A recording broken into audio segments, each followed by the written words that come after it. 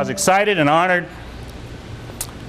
And then I started getting the resumes and the bios from the young people we're honoring here today.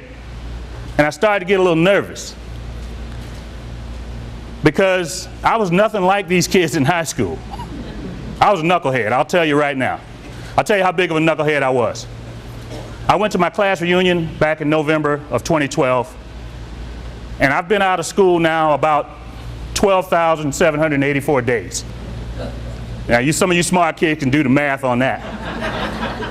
But I've been out of school 35 years, and I go back to my class reunion, and a young lady walks up and she says, and everybody called me Ronald then, she says, "Ronald, are you still a knucklehead?" And this is a long time, so I must have been pretty bad back then. But I started to get a little bit intimidated, because as I told some of the gentlemen earlier, I work with at-risk youth in Fayetteville, and a lot of those kids are struggling academically. They're nothing like the resumes I saw when I got here, and we'll talk about that in a little bit, but they're very, very impressive.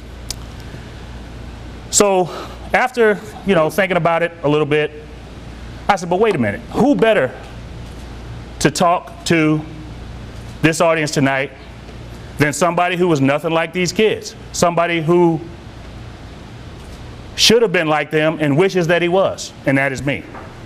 So I feel I'm very qualified in that regard to talk to you about what we're going to talk about tonight. Now, I did some numbers. I took and added up the grade point averages for the 10 young men and women we have here tonight, and it came out to a 4.2.